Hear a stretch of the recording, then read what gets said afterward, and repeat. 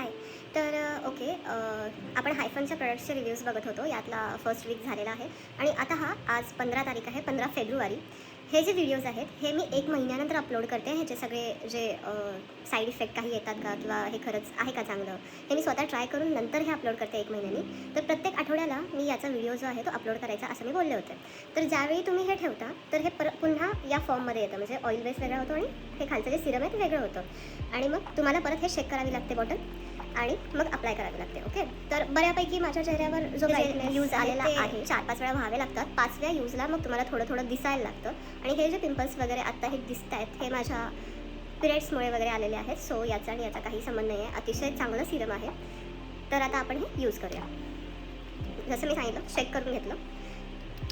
हे तुम्ही सकाळच्या पण दिवसा पण तुम्ही यूज करू शकता आणि जे रात्री आहे तर रात्रीसुद्धा यूज करू शकतो.